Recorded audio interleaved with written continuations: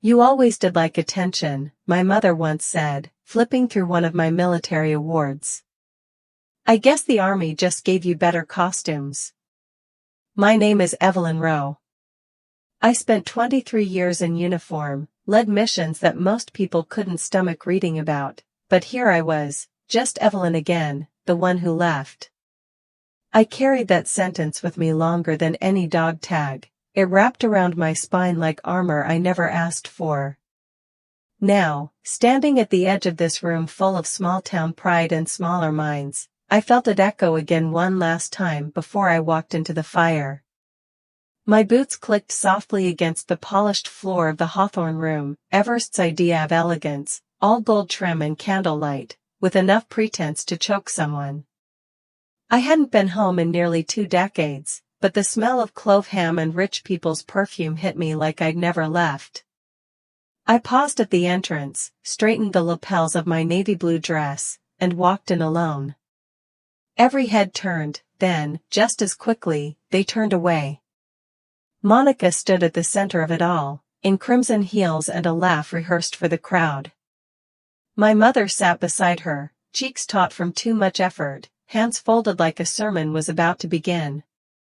My father gave me a nod, the kind that said, "Don't make this difficult." It was the same look he gave me at 13, when I'd come home with a busted lip and refused to explain it. "Oh, look who decided to show up," Monica said, raising her wine glass with a smirk that glittered like the chandeliers. A few guests chuckled. Her husband, Chase, whispered something about being honorably discharged, from basic kindness. I said nothing, I didn't flinch. I walked toward the table.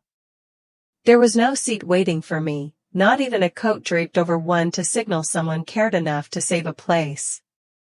Just one chair remained at the far end, next to the swinging kitchen doors.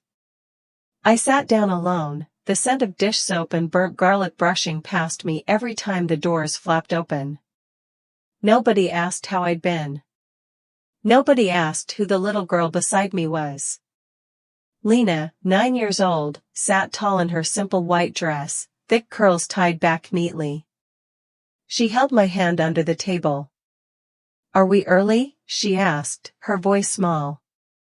"No," I whispered, squeezing gently. "We're just different." A cousin across the table leaned toward his date and muttered, "I didn't know Evelyn had a kid or a husband." His date laughed. "I didn't know Evelyn had feelings." More laughter. I sipped my water. Lena looked at me, confused. "Why are they laughing?"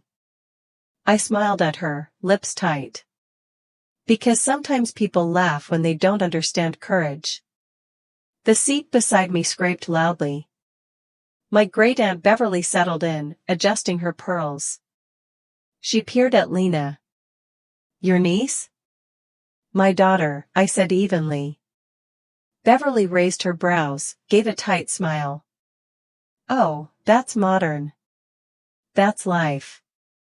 I said nothing. Lena looked down, tugging at the edge of the tablecloth. I leaned closer and whispered, "You don't need to fold yourself smaller to fit their frame." She nodded bravely. Someone clinked a fork against a glass. My mother stood, voice ringing clear and proud as she praised Monica's nonprofit, celebrated my cousin's med school acceptance, and toasted a 5-year-old spelling bee win.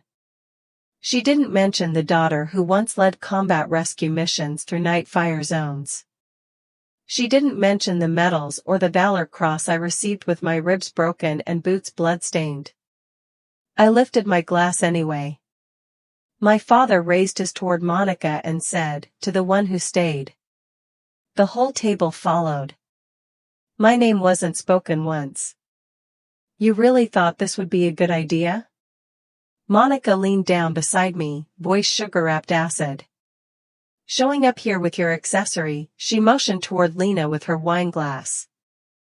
"Mom didn't want the vibe to feel overshadowed by you in your little military cosplay." That she didn't finish. I turned to her, didn't speak, just stared. This was the same girl who once cried when I left for basic training, then never wrote. The one who wore my boots as a joke to a Halloween party while I was sleeping in foxholes. She smiled wider. What is it? Nothing to say? I smiled back, colder. Not everything deserves a reply. She flinched, just a flicker, and walked away. Lena leaned into my side. Why does she talk like that?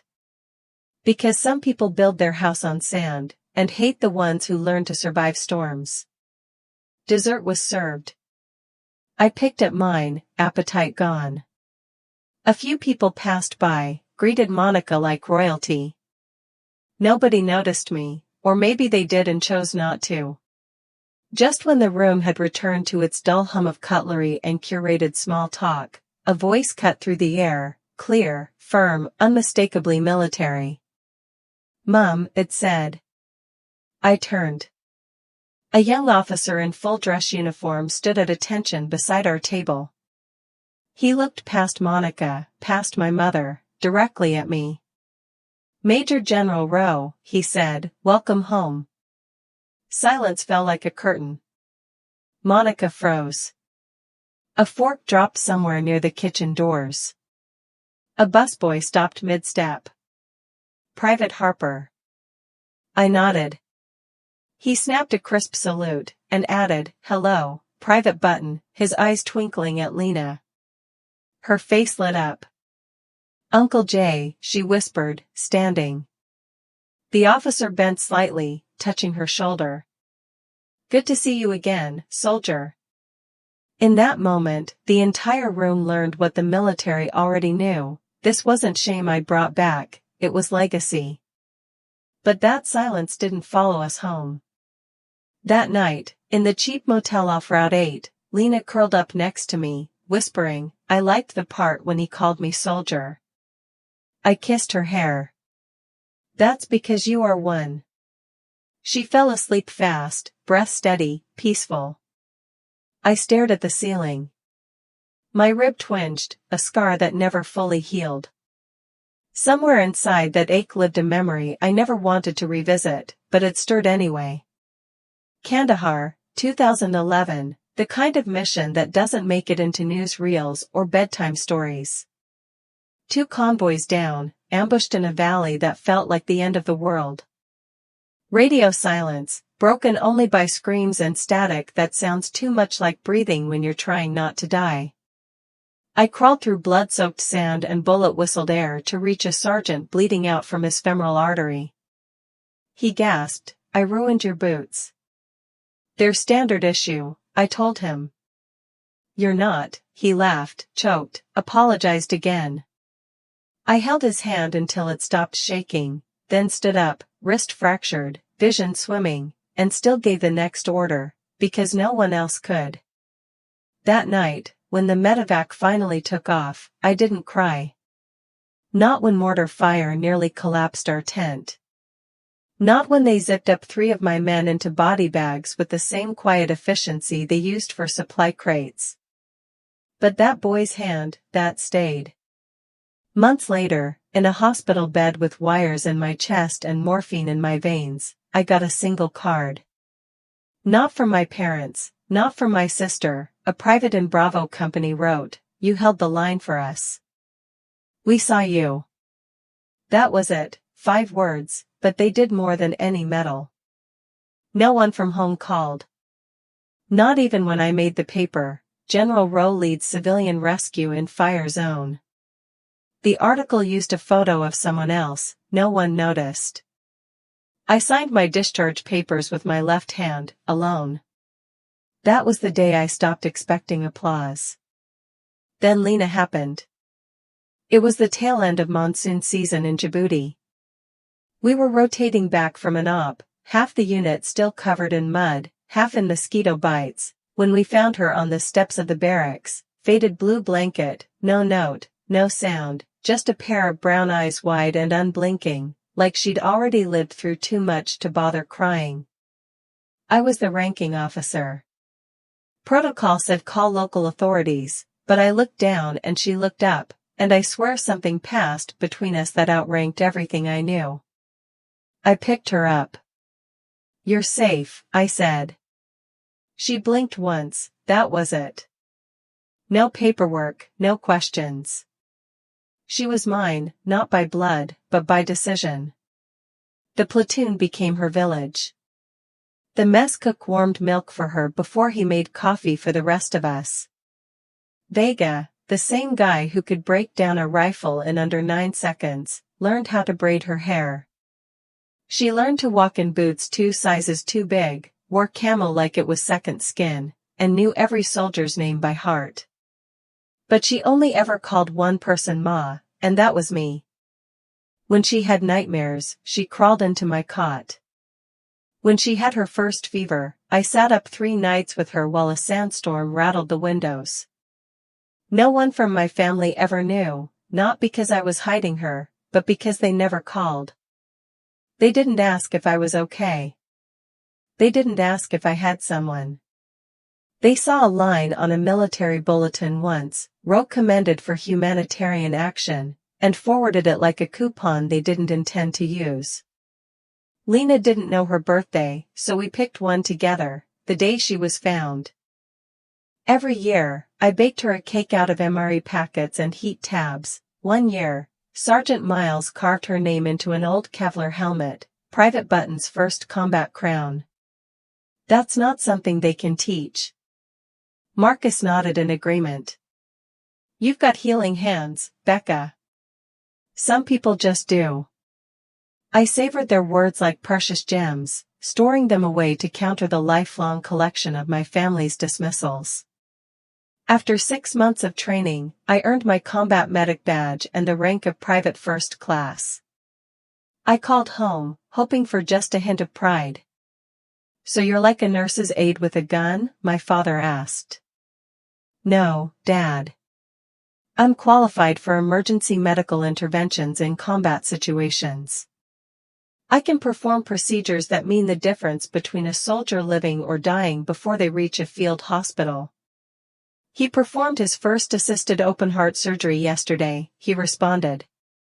The comparison was clear, my achievement measured against my brother's, and found wanting.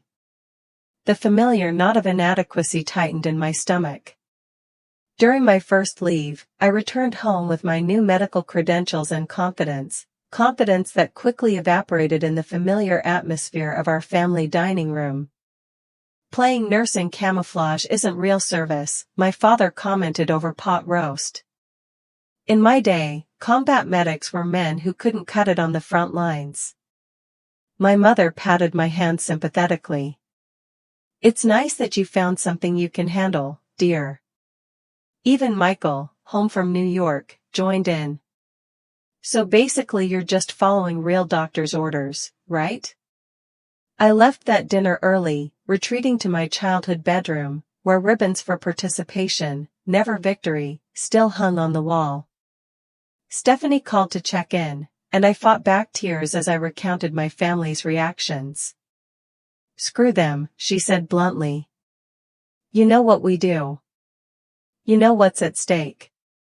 Let them sit in their comfortable homes judging while we're out here saving lives." Her words became my mantra as I boarded the plane back to my unit. I silently repeated, "They don't know what we do. They don't know what's at stake." I was about to find out exactly what was at stake when my unit received deployment orders to Afghanistan. As I packed my gear, I felt something I hadn't expected: readiness. Whatever lay ahead, I was trained for it. Whatever challenges came, I had earned my place. For once in my life, I felt worthy of the task before me. The C-7 transport plane touched down at Bagram Air Base with a jolt that snapped me awake from restless sleep. Afghanistan greeted us with a blast of dry heat and swirling dust that coated everything within seconds. Mountains loomed in the distance, beautiful and ominous, as we filed out onto the tarmac carrying equipment that suddenly felt twice as heavy. "Welcome to the sandbox," a departing soldier called as we passed. His eyes held the 1,000-yard stare I'd been warned about but couldn't yet comprehend. Our unit, the 47th Medical Company, support, will be attached to a forward operating base in Kandahar province. After processing at Bagram, we boarded helicopters for the final leg of our journey. Below us, the landscape alternated between breathtaking beauty and stark desolation, not exactly the brochure view of Afghanistan. Stephanie shouted over the rotor noise, gesturing at the window. I nodded, stomach churning with anticipation and dread. We were really here, about to put our training to the ultimate test. Our forward operating base, FOB Sentinel, was a collection of fortified structures, concrete barriers, and guard towers surrounding a central compound. The medical facility consisted of 2 connected reinforced tents, surprisingly well equipped for emergency care, though far from the gleaming hospitals where my brother James practiced. Our first week passed in orientation and establishing routines. I worked 12-hour shifts, mostly treating routine injuries and illnesses, sprained ankles from patrols, gastrointestinal issues from adjusting to local conditions, infections from minor wounds. Then came our first real test, incoming wounded. 2 vehicles hit an IED en route Thunder. The announcement blared through speakers as alarms sounded across the base. My heart hammered as I rushed to the medical tent, pulling on gloves and preparing for casualties.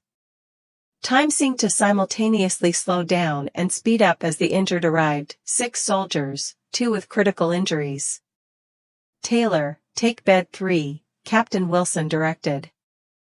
The soldier on bed 3 had shrapnel wounds across his torso and a partial traumatic amputation of his left foot.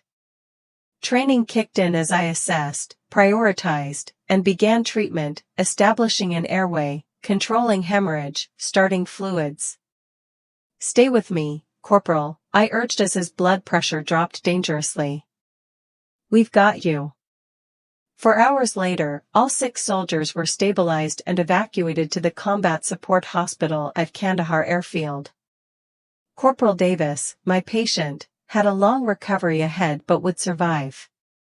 Captain Wilson found me afterward, cleaning equipment with trembling hands that betrayed the adrenaline crash. Good work today, Taylor. You kept your head when it mattered most. His simple acknowledgement meant more than any praise I'd ever received. That night, I wrote home about the experience, carefully omitting graphic details but hoping to convey the significance of what we were doing. 3 weeks later, my mother's response arrived in a cheerful blue envelope containing family updates, local gossip, and a single line acknowledging my work. It must be so difficult dealing with all those injuries. Be careful.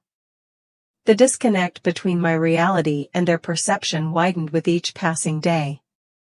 While I assessed blast injuries and performed emergency procedures, my family's emails discussed neighborhood barbecues and James's latest journal publication. During a rare phone call home, I tried again to bridge the gap. We saved 4 soldiers yesterday after their patrol was ambushed, I said, seeking recognition of the weight of this work. That's nice, dear, my mother replied. Did you get the care package I sent? I included those peanut butter cookies you liked as a child. Rebecca, my father interrupted, taking the phone. Your brother Michael just made junior partner at his firm, youngest in the company's history. The message was clear, my life-saving work couldn't compete with my brother's achievements. I ended the call feeling hollow, the taste of dust and disappointment thick in my throat. As months passed, our base faced increasing enemy activity. Rocket attacks became regular occurrences, sending us scrambling to bunkers in the middle of meals or showers. Our medical team treated more combat injuries, working frantically during mass casualty events that tested our supplies and stamina. Through it all, I discovered reservoirs of strength I never knew I possessed. When others faltered from exhaustion, I found energy to continue. When the situation seemed overwhelming, I maintained focus on the patient before me. My reputation among the unit grew. Taylor solid under fire became a common refrain. 6 months into deployment, I met Farah, an Afghan interpreter who worked with our female engagement team. Petite, with intelligent eyes and perfect English, she bridged cultural gaps with local women and children receiving medical care. "You have gentle hands," she told me after watching me treat a child with an infected wound, "but a strong spirit. That is a good combination." We formed an unlikely friendship, sharing stories between crises.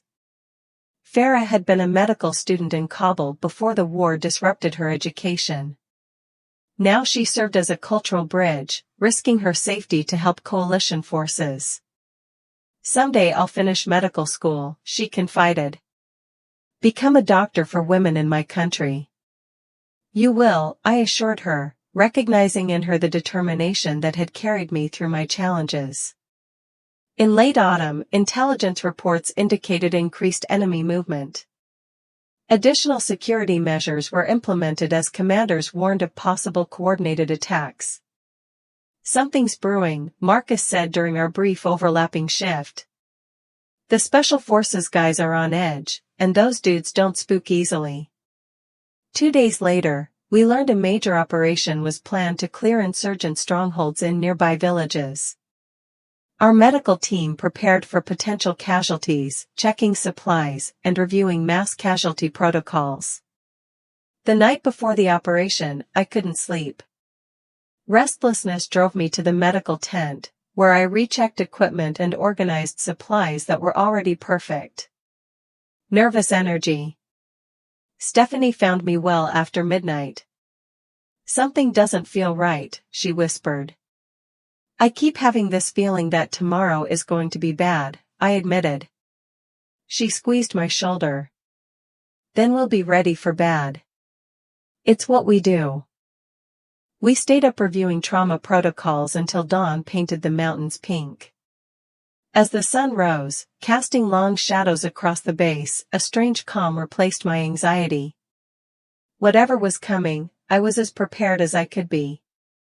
What I couldn't know was that the next 24 hours would change everything, not just for me, but for everyone at FOB Sentinel. The attack wouldn't come from the villages we were preparing to clear, but from within our perimeter. I would face the greatest test of my life, not on the planned operation, but right here among the supposed safety of camp. Our walls. The attack began. I know this because I checked my watch when the first explosion rocked the eastern perimeter of FOB Sentinel, throwing me from my cot to the hard floor of our barracks. For 3 disorienting seconds, I lay there, ears ringing, dust filtering through the beam of moonlight from the small window. Then training took over. Incoming voices shouted as a second blast hit closer, shaking the foundations of our building. I scrambled for my boots and gear as alarms blared across the base. Stephanie was already moving, pulling on her uniform with practiced speed. "Medical team to stations," the announcement crackled over the loudspeaker, barely audible above the chaos of gunfire now joining the explosions. We sprinted toward the medical facility, ducking as a rocket screamed overhead. The night sky had transformed into a macabre light show, tracer rounds, flares, and the orange bloom of explosions painting the darkness. Multiple breach points reported on the south and east walls, Captain Wilson informed us as we entered the medical tent. "Intelligence suggests a coordinated insurgent attack, with possible suicide bombers. This isn't a random strike but a planned assault on our base, and we're directly in its path. Prepare for mass casualties. Taylor, Morris, set up the trauma stations. Johnson, coordinate with the security team for evacuation routes if needed." We moved with focused urgency, transforming our modest facility for the onslaught we knew was coming. I established 4 stations, checked the rapid infuser, and laid out trauma kits at each bed. Mentally, I reviewed protocols for gunshot wounds, blast injuries, and burns, the trinity of combat trauma. The first casualties arrived within minutes, 2 soldiers with shrapnel wounds from the initial explosion. As I worked to stabilize them, more arrived, and more soon. Every bed was filled, and we began treating patients on stretchers placed on the floor. "Taylor, I need you on this one," Captain Wilson called, gesturing to a soldier with a sucking chest wound. I moved to assist, applying an occlusive dressing to prevent tension pneumothorax while establishing intravenous access. The soldier's eyes locked with mine, terrified, pleading. "You're going to be okay," I told him with a confidence I couldn't afford to question. "We've got you." 3 hours into the attack, our situation deteriorated rapidly.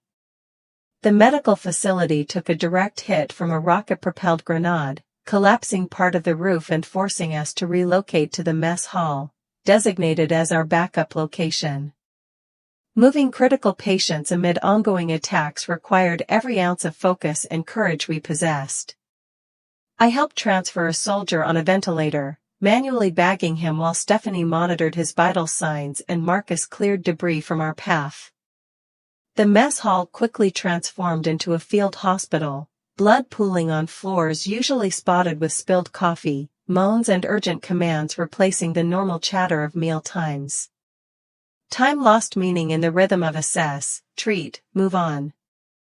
My hands performed procedures I'd practiced hundreds of times, now with lives literally hanging in the balance. When supplies ran low, we improvised. When standard protocols proved insufficient, we adapted. At hour 12, the radio crackled with devastating news. "Medical team, be advised, enemy forces have targeted the eastern barracks. Multiple casualties reported. Extraction team unable to reach location due to heavy fire." Captain Wilson looked around our overwhelmed facility, already stretched beyond capacity. "We need a team to go out there," he said, face grim. Without hesitation, I stepped forward. "I'll go, sir." "Marcus, join me immediately, you'll need help carrying them back." Stephanie protested, "It's suicide to go out there right now, those are our people." I replied simply, already gathering a field medical kit. Captain Wilson nodded reluctantly. "Take Ramirez and Tucker for security. Get in, stabilize who you can, evacuate who you can, and get the hell back here." "That's an order." The 4 of us moved through the base like ghosts, using concrete barriers and damaged vehicles for cover as firefights continued around us. The eastern barracks, once a 3-story structure, had partially collapsed, smoke billowing from shattered windows. 2-story drop on the north side, Ramirez reported after scouting the perimeter. But there's access through the ground floor on the east. We entered through a blasted doorway, immediately engulfed by dust and the acrid smell of explosives. Visibility extended mere feet, forcing us to navigate by sound, the crackle of fires, the groan of settling debris, and most importantly, the calls for help. In here, a voice directed us to what had been a common room, now unrecognizable beneath fallen beams and shattered furniture. 3 soldiers were trapped, one with a compound femur fracture, another with severe burns, the third conscious but bleeding heavily from multiple shrapnel wounds. I assessed quickly, applied care where needed, established airways, and prepared them for movement. "Buildings aren't stable," Tucker warned as ominous creaking sounds came from above. "We need to move now." We had just secured the last soldier to an improvised stretcher when a secondary explosion rocked the structure. Pain exploded across my back as something struck me hard, driving me to my knees. I reached behind to feel warm wetness soaking through my uniform. Shrapnel had found its mark. "Taylor's hit," Marcus called, moving toward me. "I'm mobile," I gritted out, forcing myself upright. "Let's get them out first." The journey back to our medical station tested every limit. Each step sent fire across my wounded back, but I focused on the burned soldier I was helping carry, monitoring his breathing through the smoke-filled air, 1 foot in front of the other, 1 breath at a time. By the time we reached the mess hall with our patients, my uniform was soaked with blood, both theirs and mine. Captain Wilson took one look at me and pointed to an empty space on the floor. "Get treated, Taylor." "That's an order." "After we stabilize these three," I countered, already moving to establish 4 access on the burn victim. What followed was a blur of procedures, each performed through a haze of increasing pain as the adrenaline began to fade. Only when the last of our rescued soldiers was prepped for evacuation did I allow Stephanie to examine my back. "Jesus, Becca," she breathed, cutting away my uniform. "How are you still standing? There's a piece of metal the size of my palm embedded next to your spine." "Guess I'm too stubborn to notice," I attempted humor, which fell flat as consciousness began to waver. The last thing I remember before darkness claimed me was Stephanie's voice, uncharacteristically frightened. "I need blood here. Taylor's crashing." I awoke 36 hours later in a hospital bed at Kandahar Airfield, groggy and confused, until Marcus's familiar face came into focus. "Welcome back to the land of the living," he said, relief evident in his tired eyes. Gradually, the full story emerged. The attack on FOB Sentinel had been one of the largest coordinated insurgent assaults of the year. 22 soldiers were wounded, with a potential for much higher casualties had our medical team not responded so effectively. "Captain Wilson is putting you in for accommodation," Marcus informed me. "He says he's never seen anything like what you did out there." "I just did my job," I murmured, uncomfortable with the praise. "You did a hell of a lot more than your job," Stephanie countered, entering with a cup of ice chips. "The surgeon said that shrapnel had missed my spinal cord by millimeters.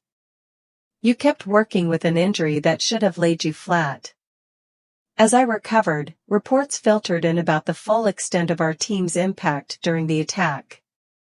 Between the initial casualties and those from the barracks, I had directly participated in saving 15 lives, 8 of those likely to have died without immediate intervention. When I was able to use my phone again, I found several missed calls from my parents, no doubt notified about my injury through official channels. I steeled myself and called home. "Rebecca," my mother answered on the first ring, her voice thick with tears. "We've been so worried. They told us you were injured in an attack." In one corner stood a mannequin dressed in a generic military uniform, no name tag, no insignia, just enough to suggest valor, not enough to verify it. A group of teenagers snapped selfies beside it. "She was a general, right?" one of them asked. "Maybe," another shrugged. "Or like someone's sister," a third offered. Who was I? I kept walking. Lena stayed close. Then, tucked between a wall of donor acknowledgements and a timeline of family milestones, I found it, Isabel's gala photo, blown up like a campaign poster. In it, she wore a navy sash and a brooch unmistakably modeled after the Miles Bennett Memorial pin, the one only given to those involved in Operation Silent Rain, the operation we never spoke about because it had cost us too much. "That's not hers," I whispered, my voice feeling foreign in the sterile space. A staffer glanced over, I stepped back. "Are we leaving?" Lena looked up. "No," I said. "We're learning." That night, back at the motel, I opened my trunk again. At the bottom, beneath Lena's drawings and the folded flag from Miles's service, was the real pin, mine, the only one that mattered. I held it in my palm, cool, heavy, real. Then I noticed something odd. Its back was looser than I remembered. I pried gently inside the hollowed backing and found a tiny memory card. My heart caught. Miles. It had to be his. I slotted it into my old field laptop. The screen flickered, then opened a single folder, audio_Zadito_Zoe_1. I pressed play. Static, then his voice. "Ro, if you're hearing this, I guess I didn't make it. But listen, what happened in Kilo Sector wasn't clean. They moved weapons through that corridor using civilian routes. That's why I rerouted, I had to. I logged everything, coordinates, contacts, radio chatter. It's all here. And if command tries to bury it, don't let them. Tell the truth. Tell them I died trying to protect the people we were meant to serve. I closed the laptop. The silence after his voice felt cavernous, like standing at the edge of a cliff and realizing you've been carrying the map the whole time. I looked at Lena. She was asleep, curled up with the dragon plush Sergeant Vega had mailed her last Christmas. She looked peaceful, unaware that her peace had come at a cost, and the receipt was buried in my hand. I held the pin tighter.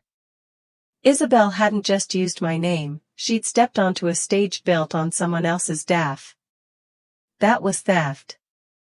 This was war, and I knew how to fight one. The next morning, before the sun had lifted the weight of night off the town, I laid out everything on the motel bed like I was prepping for a mission: the letter, the pin, the laptop. Miles's voice still echoed in my skull, measured, resigned, too calm for a man moments from death. His final words weren't for glory, they were for justice, and they'd landed in the one place someone might actually do something about them. I stared at the metal again, its hollow back now cracked open like a secret, finally tired of hiding. The microSD card was no bigger than my thumbnail, but it held the truth of a war no one wanted remembered, especially not the Rose of Everstead. I clicked open the folder again. There were logs, audio, coordinates, even time-stamped reports of cargo manifests marked non-lethal aid, but the serial numbers matched Russian arms smuggled through villages we'd sworn to protect. Miles had uncovered it, he had tried to stop it, and command had let him die quietly to keep it quiet. I opened the second audio file. "Ro," he said again, his voice weaker this time, "don't let them build statues on our bones, not if they're made of lies." I closed the lid. My hand hovered over the power button, then pulled back. This wasn't just evidence, it was a reckoning, and reckoning has to be timed right. Lena stirred under the blanket, her eyes fluttering open. "Did we win something?" she mumbled, glancing at the medals. "Not yet," I said, "but we're getting close." At noon, I drove us to the old armory, not the official one, but the retired building near the edge of town that had been turned into a historical museum no one visited. It still had a utility room in the back, and inside that room was my old field locker. I'd left it there when they shuttered the place, unsure if I'd ever come back.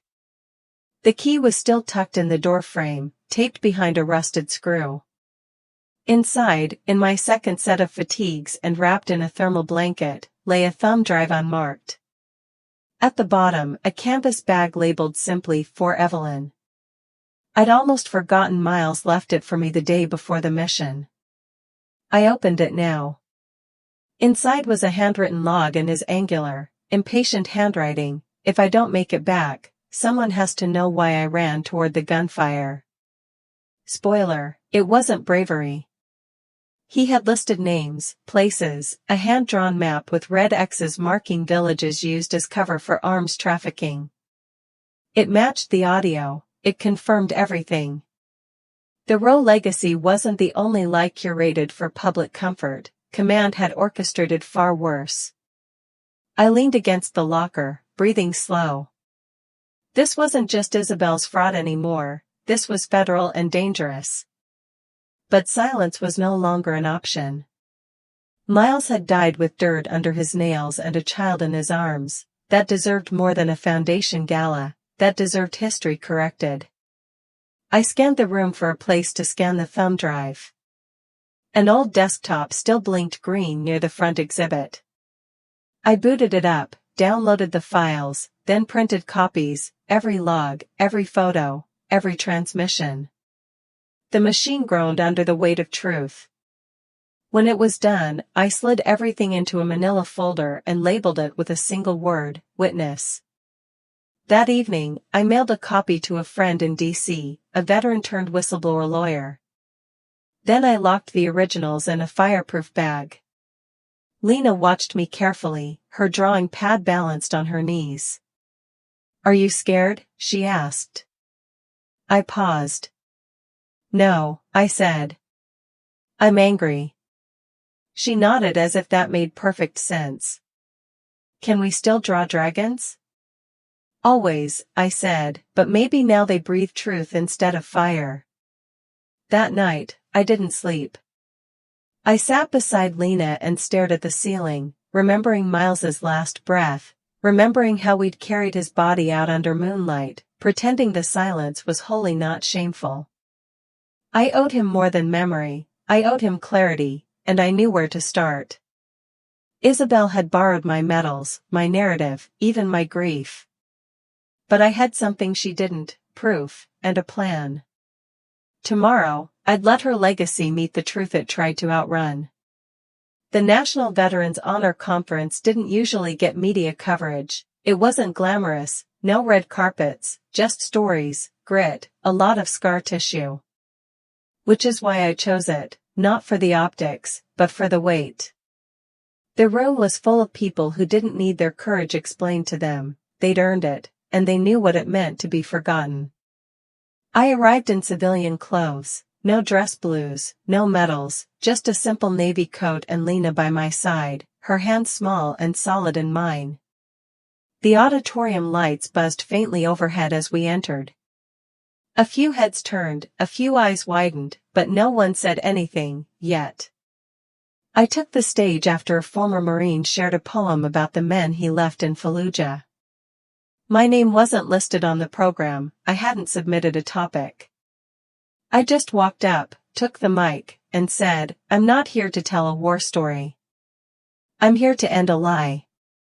Then I stepped aside. The screen behind me lit up with footage, grainy, time-stamped, a map, a convoy route. Redacted lines slowly reappeared. Audio crackled, and then his voice. "Miles Rowe, if you're hearing this, I guess I didn't make it." The room was silent, no coughs, no movement, just breath held, sharp, reverent. Then the voice cut again. "Tell Rowe. She'll know what to do." The lights came up slowly. I stepped back to the mic but didn't speak. Instead, a man in a suit walked forward, DOJ badge clipped to his coat. He held up a folder. "What you've just witnessed," he said, "is part of an ongoing federal investigation into the mishandling of civilian safety protocols during Operation Silent Rain. Major General Evelyn Rowe is a federally protected whistleblower and material witness. She came forward at great personal risk. We stand behind her." Gasps rippled through the crowd. Then something I didn't expect, applause. Not polite, not performative, real, heavy, rising, veterans, civilians, Gold Star mothers, people who knew what truth cost. They stood one by one, not for spectacle, but for solidarity. In that moment, I didn't feel exposed. I felt seen. Lena looked up at me, eyes wide. "Are they clapping for us?" "Yes," I whispered, "for us, for Miles, for everyone who never got a chance to speak." A woman approached the stage, gray bun, service pins across her blazer. She didn't smile, she just placed a hand on my arm and said, "My brother was in Kilo. They told us it was a cleanup. Now I know why." I never believed them. I nodded, my throat burning. Backstage, my lawyer pressed a document into my hand. "Your protections are solid. Command is rattled, they'll come after you with everything they've got." "I know," I said. "Let them."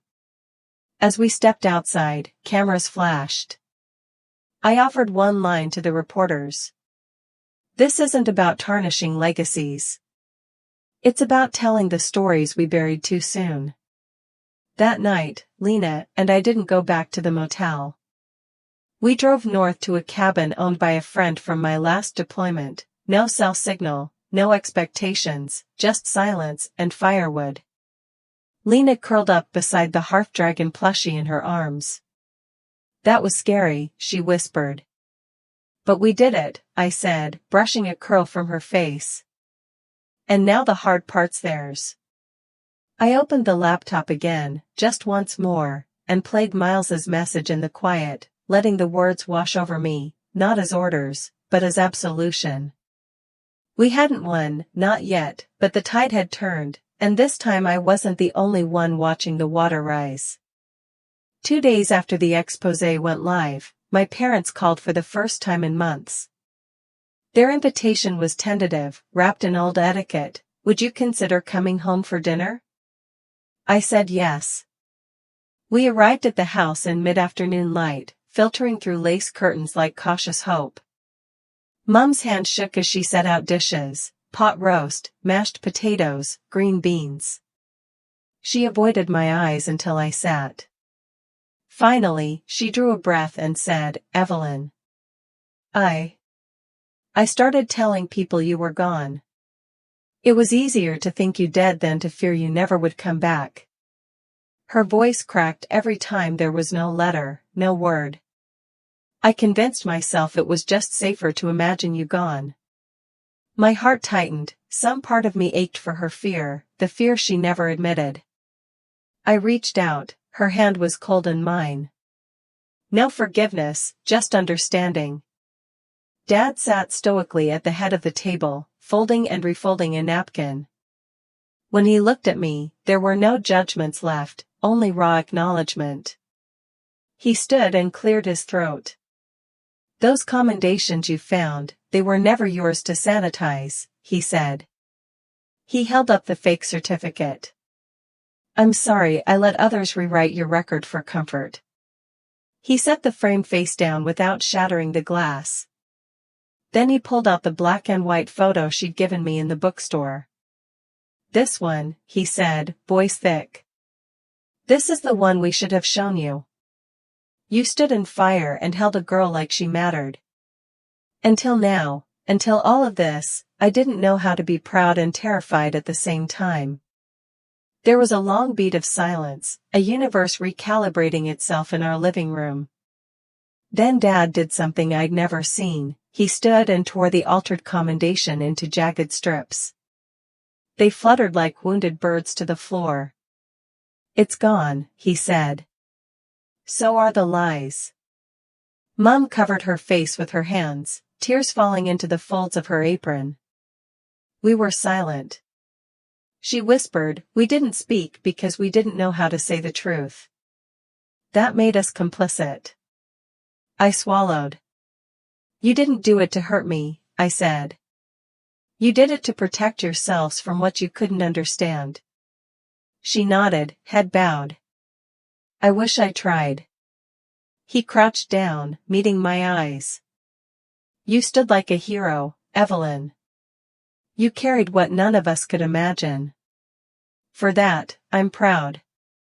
A quiet erupted around us, no clamor, just the relief of honesty after a lifetime of half-truths. Lena giggled from the next room, finishing her drawing, a dragon breathing stars. Dad smiled at it. That's the best medal I've ever seen. Lena scampered in and flung her arms around my legs. Mommy's home, she declared to everyone. In that moment, the house exhaled, memories no longer whispered but spoken, accepted, healed. Dinner ended with no speeches, no forced praise, just simple thanks. I looked at my parents and really saw them, broken, mending, learning to speak the truths they'd long avoided. I realized healing didn't always come in grand gestures. Sometimes it came with a plate of food and a long overdue apology. That night, I tucked Lena into bed and thought about how easy it would have been to stay silent, with my parents, with my grief, with the truth. But by doing this, by showing up, speaking up, I'd asked them to show up too. And they did. Tomorrow would bring court filings, testimonies, headlines. But tonight, in that quiet kitchen, surrounded by fractured memories and the ache of unspoken words, we started something real. The ones who stayed silent had finally spoken, and in doing so had given me the strength to stand even taller. But strength doesn't keep storms away, it only teaches you to face them. Mine arrived not with thunder but with headlines. The news cycle erupted like a controlled burn gone rogue, leaked files, emails, whispers turned into statements. Isabel's name dropped from podiums and press kits like a scandal no one wanted to claim. The Isabel Rowe Foundation suspended operations pending internal review. Her face, once glowing in print, was now blurred behind headlines, false valor allegations, foundation tied to military misrepresentation, when legacy is a lie. And yet I felt no victory, just a quiet shift in the air, like the town finally exhaled something it didn't realize it had been holding. I didn't gloat. I took Lena to the library. We borrowed picture books and an atlas. I made soup and taught her how to iron patches onto her backpack. Outside, the world churned, but inside, we stitched our days together like soldiers mending torn flags, one thread of peace at a time. And then Isabel came. Not with cameras, not with perfume and perfect phrasing. She came to the motel door in a gray coat, too thin for November. Her hair unbrushed, her eyes unpainted. "Can I come in?" she asked. I nodded, barely. Lena glanced up from her drawing and quietly slipped into the next room. Isabel stood just inside the doorway, clutching a manila envelope like it might hold her last defense. "I didn't come to spin anything," she said. "I know I can't undo it, but you should know I wasn't the one who started it." I raised an eyebrow. She exhaled. "It was Dad's idea after you left. He said we needed someone the town could rally around. Mom said you were too complicated, too much blood, too many medals. I let them shrink you, and I wore what they cut from you like a borrowed crown." She offered the envelope. "These are internal emails, communications with the donor board, edits to your commendations, notes on how to make me more palatable." Her voice cracked. "I used to think it was strategy. Now I know it was cowardice." I didn't take the envelope, not yet. "I just wanted to be enough," she whispered, "for them, for this place, for the story." I looked at her not with anger but with something worse, clarity. "You were always enough. Just not for their idea of perfection. And neither was I. But you didn't have to step on my back to climb into their version of love." Tears gathered in the corners of her eyes. "What do I do now?" "Tell the truth," I said. "Not to save yourself but to honor what it cost the rest of us." She nodded. "I can't fix it." "No," I said, "but you can stop pretending it wasn't broken." She left the envelope on the nightstand. As she turned to go, Lena peeked around the corner. Isabel knelt. "You probably don't like me." Lena tilted her head. "I don't know you, but I know she's strong. And you made her smaller." Isabel looked down and nodded. "That's fair." Then Lena added, "People can grow again if they stop shrinking others." I watched Isabel walk away like someone stepping out of a costume that no longer fit. Later that night, I opened the envelope, photos, drafts, PR memos, and at the bottom, a note in Isabel's handwriting, just 5 words, "I see you now." Finally. The next day, the town paper printed a full-page retraction, my photo in uniform, not cropped, not shaded, captioned simply, "Valor cannot be rewritten." Outside the coffee shop, someone stopped me, a man in his 50s holding a to-go cup, hands shaking. "You don't know me," he said, "but my son, he didn't come back. And you made it feel like someone stood for him." "Thank you." I didn't know what to say, so I just placed my hand over my heart. He nodded and walked on. Isabel's office windows were covered now. A Felice sign hung crookedly in the frost. The crown had burned, and in its ashes, maybe something honest could finally grow. That night, Lena curled beside me in bed. What happens now? I kissed her forehead. Now we rebuild, with truth this time. As she drifted off, I stared at the ceiling, imagining miles somewhere far beyond it, smiling, not because we'd won, but because we'd stopped pretending we hadn't lost something first. 2 weeks later, I stood before the skeletal frame of what used to be the town's abandoned library annex. Shingles half-ripped, windows sealed with plywood, ivy choking the bricks like silence had tried to claim it. But in the light of a pale morning, something had shifted. It wasn't grand, not yet, but it was honest. A sign nailed to the chain-link fence read, in bold paint strokes, "The Row Center for Truth and Honor, opening spring." Below it, in Lena's uneven handwriting, someone had scrawled in bright marker, "Where brave stories live." She hadn't asked, just wrote it, and I hadn't erased it. The building wasn't much, just bones and dust, but bones, if tended right, become the spine of something that stands. I walked inside, boots kicking up memories with every step.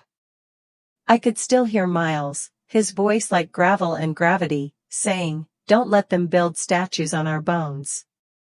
I hadn't. I was building something better, a space where no one needed permission to be remembered. Lena ran through the gutted main room, arms out like wings. "Can we have a wall of medals?" she asked. "Not the shiny kind," she added quickly. "The real kind, with stories." I smiled. "Every medal here will have a name, and every name will have a voice." She nodded solemnly, like she understood. Because she did. The town council hadn't approved the center easily, but the documents Isabel left, the emails, the memos, the buried truths, had done more than exonerate me. They'd ignited something, accountability, grudging respect, and under all that, a spark of collective reckoning.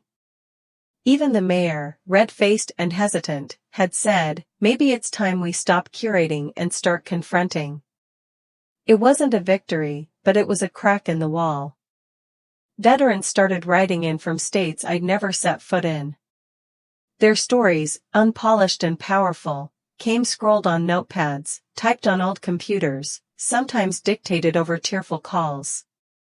I didn't edit them, I just collected, framed, honored. Lena sorted them by theme, bravery, sacrifice, what they left behind. We argued over color coding and laughed when the labels got smeared with glue. She called it organizing the truth. One morning, I received a parcel with no return address. Inside, a folded flag, a bronze star, and a note that simply read, "He never got to tell it. Maybe you can." It didn't say who, it didn't have to. The center was already doing what I'd hoped, becoming a place for the unfinished, the forgotten, the too complicated for polish kind of truth. Lena asked if we could name the front room the Courage Room. I offered. She shook her head. "The Miles Room," she said, "because without him we wouldn't be here." I nodded, throat tight. We hung his photo beneath the quote he never got to say at a podium, "Protect what matters, even when it costs you everything." Volunteers came, strangers, mostly, a retired nurse who'd patched up soldiers in Fallujah, a trans veteran discharged before repeal, a widowed mother whose son never made it past training.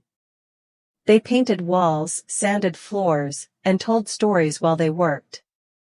Each tale added a brick to memory. We didn't sanitize. We didn't polish.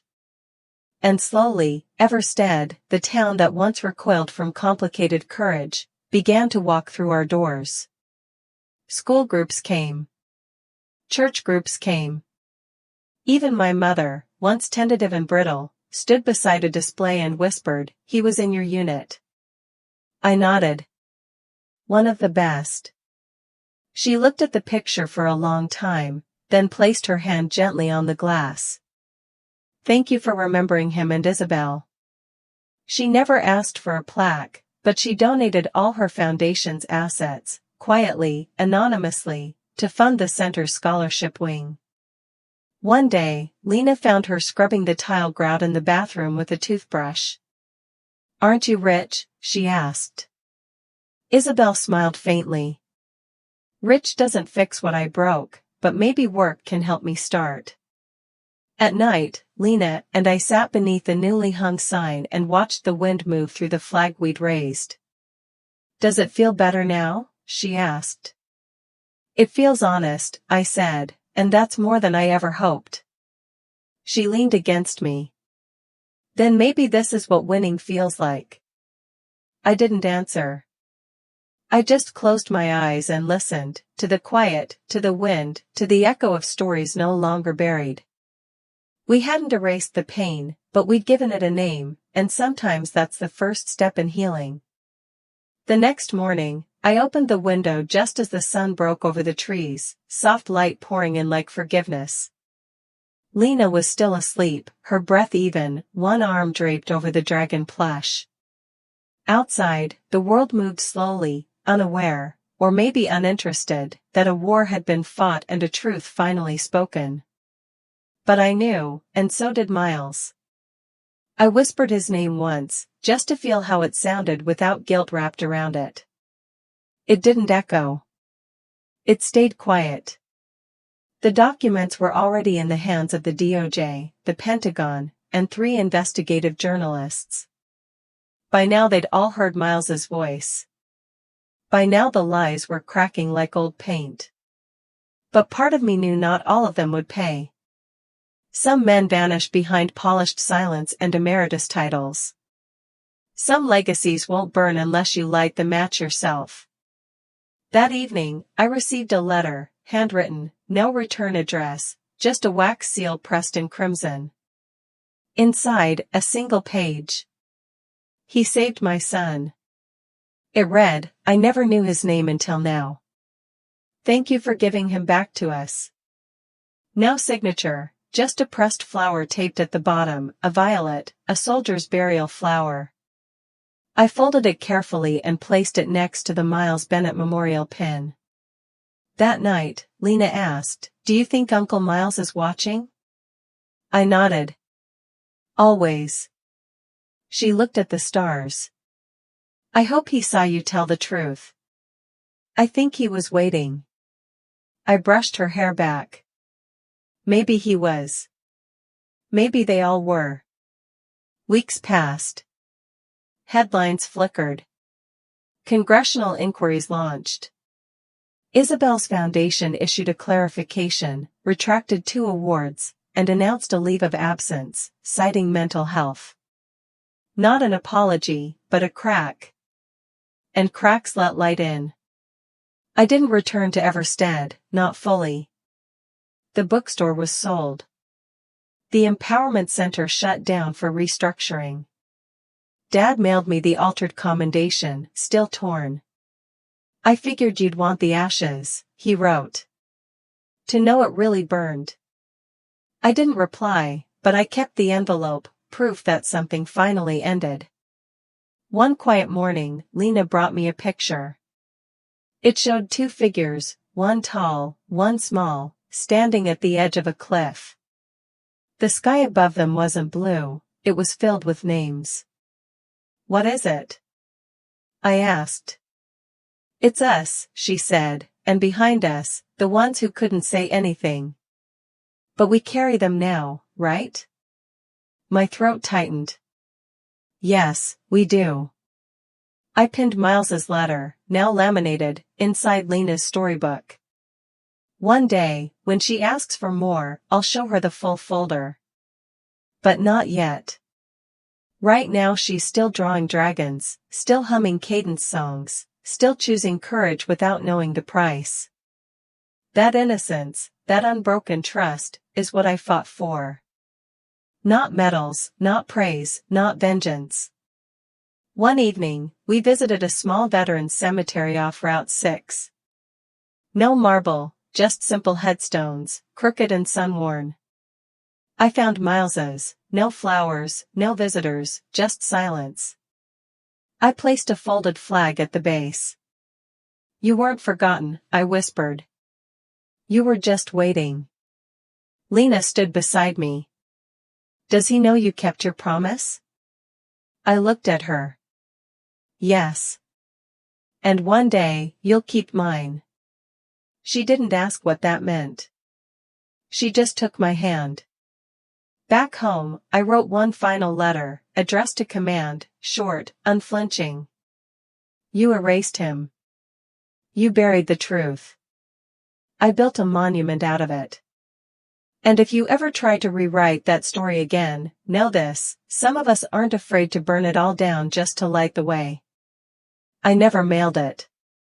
I didn't have to. Truth doesn't need a stamp. It needs a witness, and I was no longer the only one. Some stories don't end. They echo through letters, through daughters, through whispered names at gravesites no one else visits. We don't always get justice, but we get voice, and sometimes that's enough to lift the dead and the living in the same breath. If this story found you, if you've ever been silenced, buried, or rewritten, know this, you are not alone, and your voice still matters. Drop your stories in the comments for the ones who never got to finish theirs.